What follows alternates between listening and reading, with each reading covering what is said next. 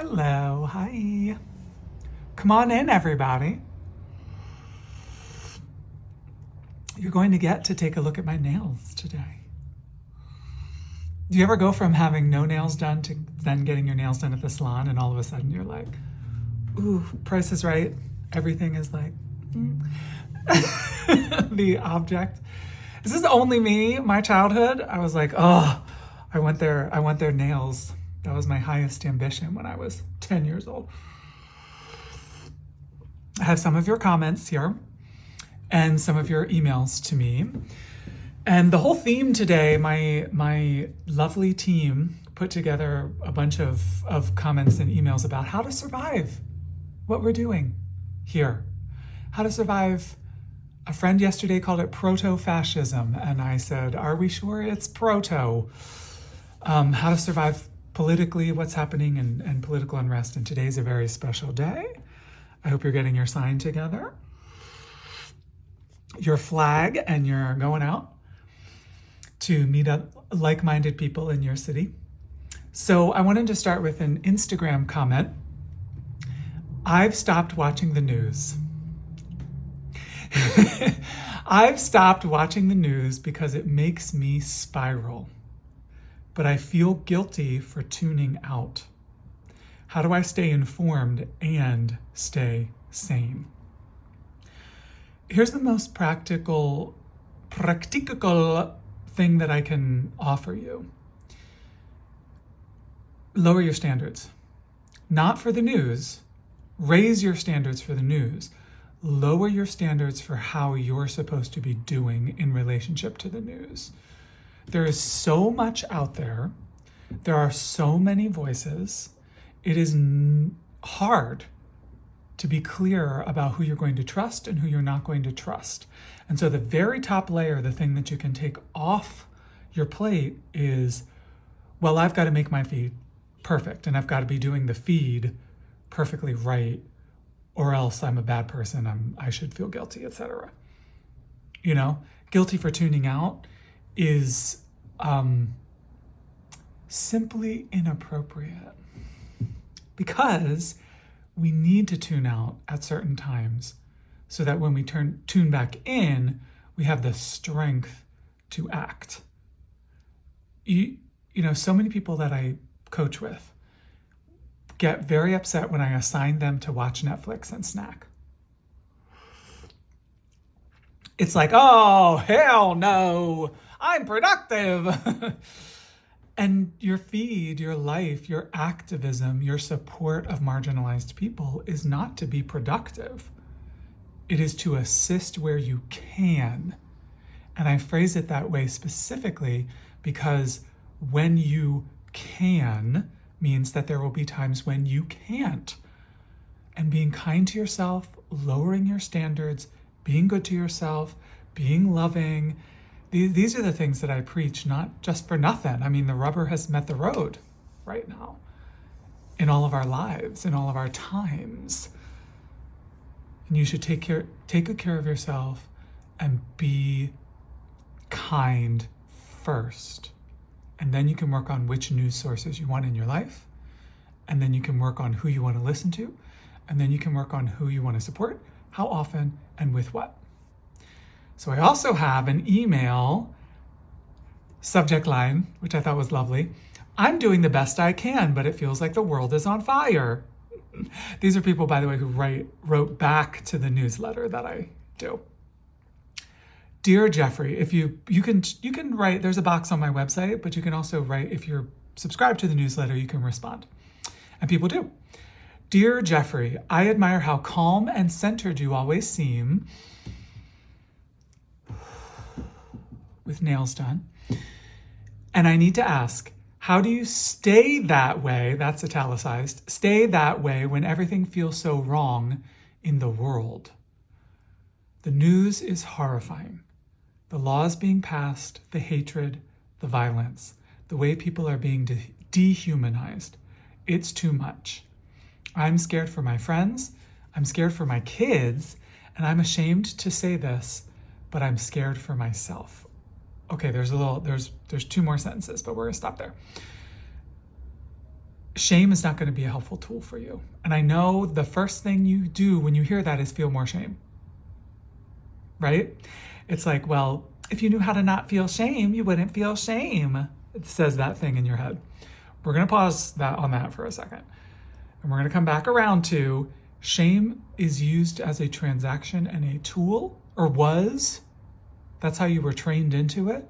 And so chances are internally you use it as a tool and as a transaction, meaning input shame, output behavior, input shame, output behavior. And you actually are a good enough person that you can output kind, wonderful, effective behavior without the shame. You actually are good enough now to be able to do that. This angle, that angle. And I'm ashamed to say this, but I'm scared for myself. There's no reason to be ashamed. A lot of us are scared for ourselves. Scared for our friends. Scared for marginalized folks. And so the last two sentences of the email, I want to show up, I want to help, but sometimes I can't even get out of bed. How do you stay grounded without becoming numb? You may not be able to. This is a thing nobody tells you about pain. It gets intense sometimes. Isn't that funny? As if someone needs to tell you that. But we don't talk about it enough. That sometimes not getting out of bed is perfectly reasonable, depending on your circumstances and where you are in life. It's totally acceptable. You're lovable if you're in bed right now watching this. The impulse to protect yourself in 2025 should have no shame attached, period. None whatsoever. And if that's the best way right now that you can figure out how to do that, protect yourself, and feel okay, then do it, by all means. I did have a coaching client once where I assigned her to do her morning ritual, which was staying in bed. Morning ritual without the shame part. And to have like little Trader Joe's snacks, not a sponsored video. Just have like little snacks in the bed. And I'll tell you spiritually why I would teach such a thing and why I would do it. We need to celebrate the things we were told are worst about us. We need to be doing consciously the things that we were told to be most upset about. Most upset about. The things we were told are most wrong with us are the superpower, the thing we should be, frankly, flaunting.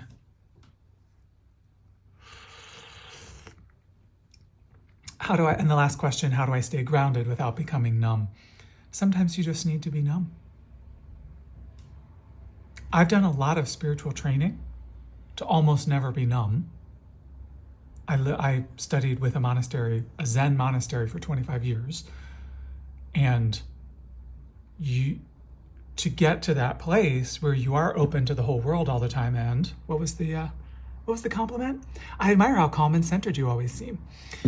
To get to this place, you're going to have to work harder than you've ever worked, which is fine. Start where you are and get on that path. And in the meantime, use the tools and the mechanisms that you already have and attempt to do them without shaming yourself. Because you deserve a life that has zero shame. If you ask me. So let's go. I like to jump around. Oh, a YouTube comment. I think this was on my anxiety video. I think I don't read comments. My team sends the good ones to me. We have this whole system so that I can connect with you, but not the others. This is a YouTube comment. I want to believe in goodness, in progress, but it feels like we're going backward. I don't want to go numb. Wow, what a theme for today. What do you do when you feel hopeless, I've been known, and I still do it to this day, to set a timer on my phone for 5 minutes, 3 minutes, whatever you can do. Set a timer on my phone and sit in the hopelessness. And I'll tell you what will change your life.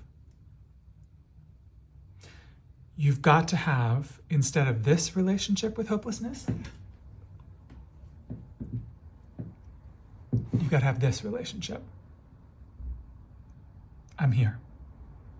I'm open. My nails are done. I'm ready to be hopeless. Because there's some, in all of your feelings, but especially in something like hopelessness, there is a core truth that you might as well connect with. Look around. There are lots of things to be hopeless about, and with, and for, and in. There are a lot of things to be hopeful about, but the path to being hopeful is not in diminishing your hopelessness. The path to being hopeful is allowing all of your feelings, and that way hopeless, hopeful, angry, sad, happy, all of the ways human beings can be, filter in and out all the time, and you are in this relationship. Palms open, ready, receiving, happy, open. I don't want to go numb. I mean, I think the same thing applies. Sometimes you've got to go numb. And that's okay. Could somebody write to me, go to the website, put it in the box, email to me why going numb is a bad thing? If I think by going numb, we all mean resting. Am I wrong? Tell me in the comments. Tell the team in the comments who will filter the comments to me without the nasties. Oh, and then I got this in reply to an Instagram story. I'm scared to speak up at work because I don't want to lose my job, but staying silent makes me feel sick. What do I do? See, this is the human condition at work. Do you like how I slurp every single time? Is it classy?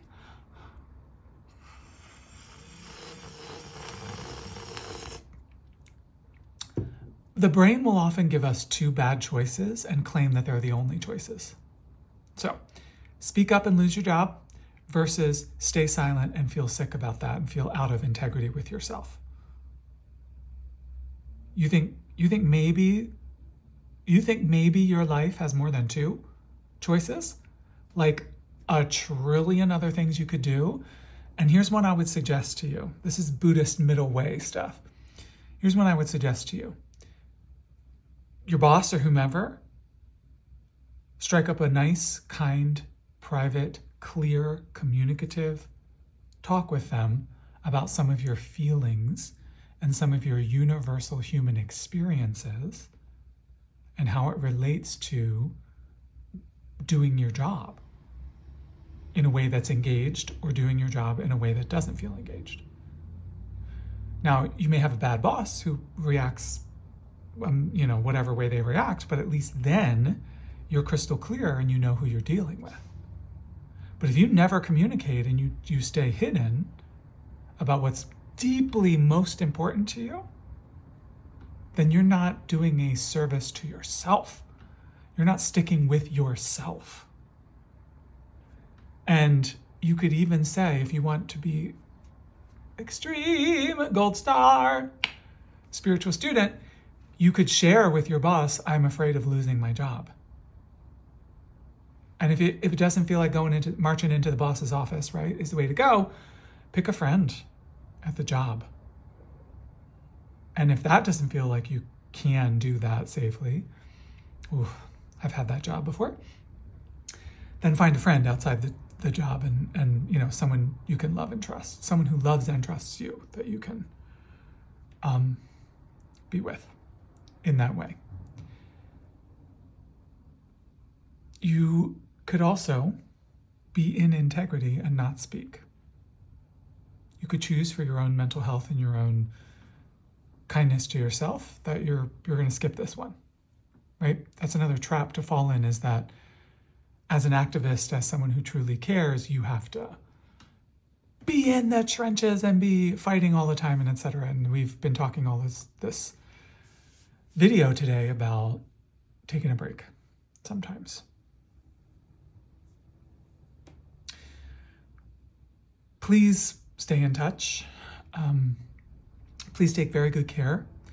Do all the things, all the tips to keep yourself safe today if you're going out with your sign and your flag. And please, please, please, please, please, please be kind to yourself, be kind to others. Join the newsletter so you can write me some emails about what's on your mind. And be good to yourself.